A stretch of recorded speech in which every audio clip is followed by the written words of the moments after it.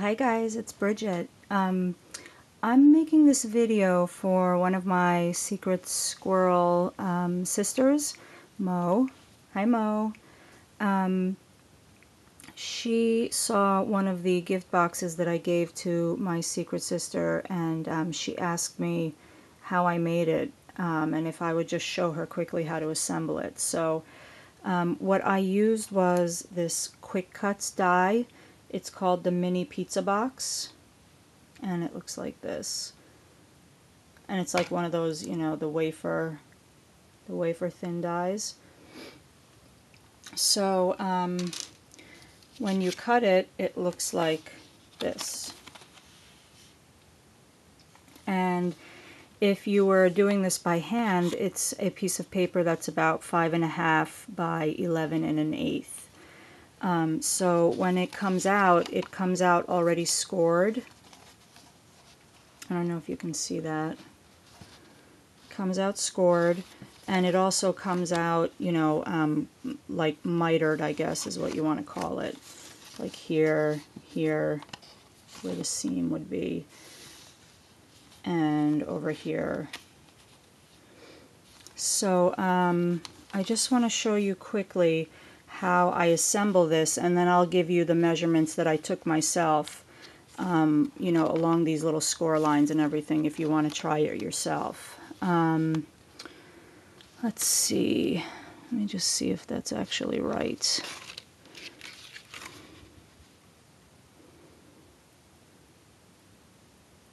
Okay, so what I did was I use sticky tape.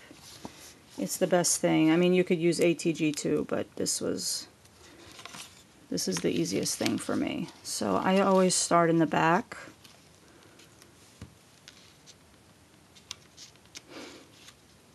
And sometimes this die, you know, even with shims or homemade shims, doesn't always cut this edge right here along the side. So sometimes I have to even go in with the scissor and cut it.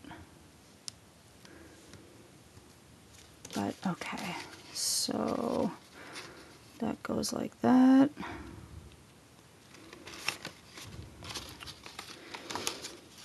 And then these.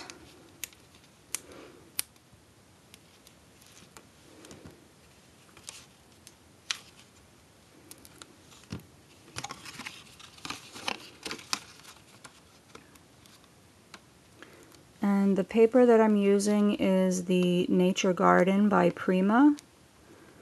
It's one of the new releases. You also, if you have a die like this, or you're going to score it yourself, you have to make sure that you look at the paper and make sure that you cut it or score it the way that, I'll show you in a second, the way that the box is going to come over, so you see the design and it's not backwards. Or if you don't care about that, then, you know, whatever. But you don't want to cut the paper and then when you fold the box over like this, the butterflies are all going the other way. So I tell you that out of experience many a time. So,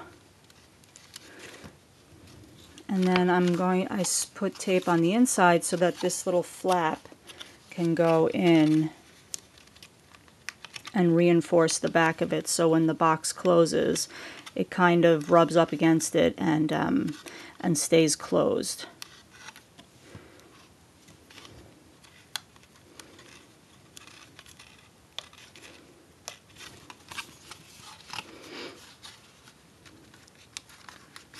Sorry guys, let me just see if I can do this off camera.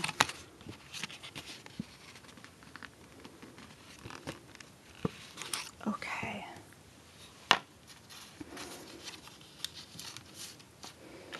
So that's like that.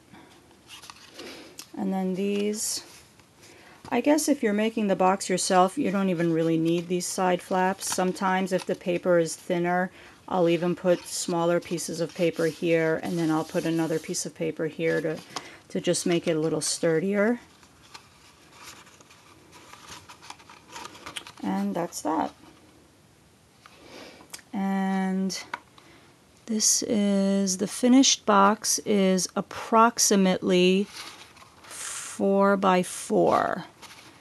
It's about 3 7/8 by 3 7/8, and let's see, it's about 1 inch deep. So that's the box. Really cute. It's a great die. And if you were doing this by hand, I wrote everything down here.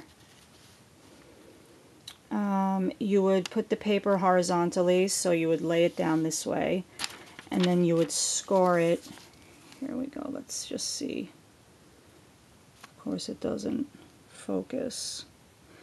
You score it at 7/8, 1 6/8, 5 1/8, 6 1/2, and 10 2/8. And then you put it up on its side, like top to bottom. You score it at 7/8, 4 1/2, 9 1/4, 10 1/4. I'll put all these measurements at the bottom. And then when you score those, you're going to have to go in and figure where you miter these corners here and cut little snippets of the paper so that when you fold it into itself, you don't have to worry about this fancy stuff here. You know, you'll just have a bunch of scored lines here, and then you'll have to go in here and cut it off so that the box closes like that. So that's really all there is to it, Mo. It was a die, so I didn't really do much to it. But if you want to try it, these measurements that I'll list are an approximate to what's going to happen when you close the box. So I hope that that was helpful, and have a good weekend, everybody, and I will see you soon. Bye.